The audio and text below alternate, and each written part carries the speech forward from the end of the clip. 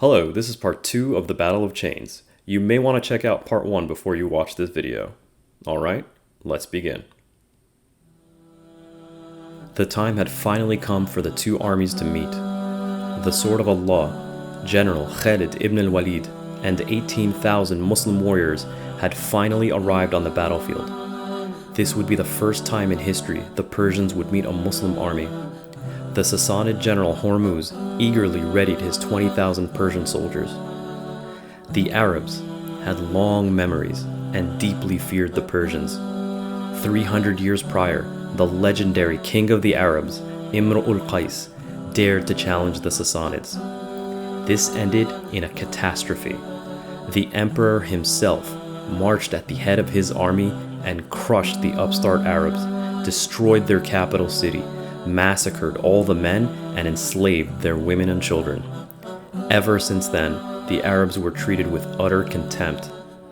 The Caliph Abu Bakr needed a psychological victory to demonstrate to the Muslims that the Persians could in fact be defeated and that the Prophet Muhammad's promise was true. Meanwhile, General Hormuz was thirsty for combat. For months, Arab raiders were a growing nuisance that would never meet a Persian army in the field. They would unexpectedly emerge from the desert wherever the Persians were weak, capture whatever spoils they could, and disappear as quickly as they came into the desert. As the military governor, being unable to protect his territory from these barbarians embarrassed him. This was his chance to crush them and get revenge. When the Muslim army was in position, Hormuz trotted forward on his horse alone. He called out Khalid for single combat. Fearless and ready to meet any challenge, Khalid rode out to meet him. Hormuz bravely dismounted, giving him no chance to escape if things went badly. Khalid followed his lead and drew his sword. The two generals traded blows, but when neither man was able to get the upper hand, Hormuz stepped back and dropped his sword and shield. He goaded Khalid into a wrestling match. Never one to back down, he followed suit and engaged Hormuz with just his bare hands. The two tussled until Hormuz was able to lock Khalid into an iron grip. This is when he put his treacherous plan into motion. At that moment, he gave a signal to his swiftest assassins hidden in the front ranks of his army to charge and kill Khalid while he was trapped. It's a testament to his strength that he was able to whirl around, attached to a fully armored Hormuz, using his body as a shield against the attackers. But he still couldn't get free of his grip. Both armies burst into an uproar, the Persians in delight and the Muslims in a rage over the duplicity. It was because of this noise that the assassins could not hear the hooves of an Arabian battle horse bearing down upon them. It was Khalid ibn Amr, the one-man reinforcement of the Caliph, dramatically arriving on the battlefield just in time to see the treacherous plot. He rushed to Khalid's aid before any of the Muslims had time to react.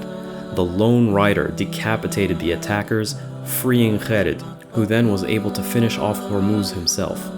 The Persians fell silent in shock, and Khalid seized the moment and ordered the Muslims to charge. The swiftness and skill took the Persians by surprise. Who were these Arabs that could fight in formation with such ferocity? The Arabs they knew were opportunistic raiders that would cower in fear at the very sight of a Persian army. This was different. Despite the death of their general and the zealous onslaught of the Muslims, the chained Sassanid heavy infantry repelled the charge. The Persians fought bravely and repelled attack after attack. Eventually, the fatigue of the forced marches took their toll and the Persian lines began to falter. The two cavalry wings were pressed hard and retreated. The Arab auxiliaries and any unchained Persians followed them. The Persian center, still bound together with chains, attempted a retreat but was too slow to escape the swiftness of the Arabs. They were surrounded and completely destroyed. Their chains had sealed their fate. The Muslims had handily won their first battle against the Sassanid Empire, suffering only minor losses while routing the enemy. As the war booty was collected and distributed, the Arab army could now outfit themselves with superior weapons and armor. And they would need it, as another force had already been sent towards the city of Uballah to secure it against potential raids and, if needed, reinforce Hormuz against the Arabs. The general of this army was Qarin, a high-ranking member of the Sassanid court. He was making his way south and was crossing his army over a river when he received word of the defeat at Kazima. Incredulous that an Arab army could defeat the Persians, he waited for the remnants of Hormuz's army to join with him and report. The Persians and their Arab allies bickered and blamed one another for the defeat. Qarin, now more cautious, camped and kept his army close to the river to protect his rear.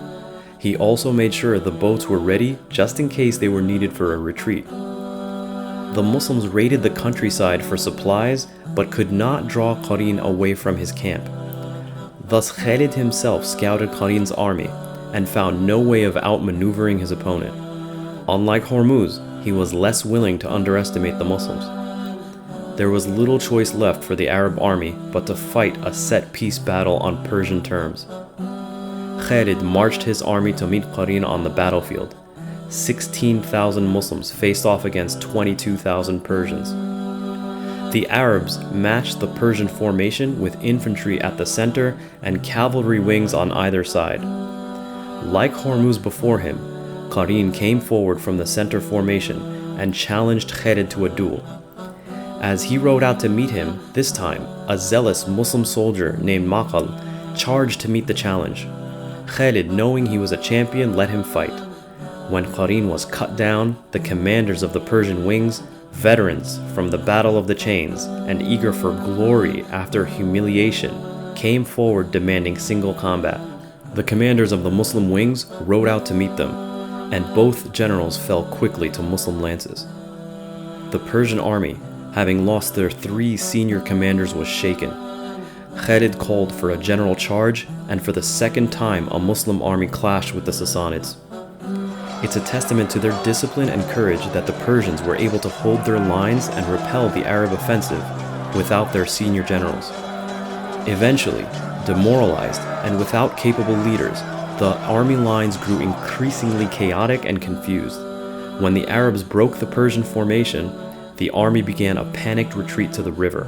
The more mobile Arabs gave chase and routed the army with minor losses. The Persians, on the other hand, suffered 10,000 to 15,000 casualties. Had it not been for Qarin leaving the boats on the river, the entire army would have been destroyed. The Sassanid Emperor Ardashir learned of this defeat within hours. He was both incredulous and furious. How could uncivilized Arab barbarians crush 2 Persian armies led by elite generals?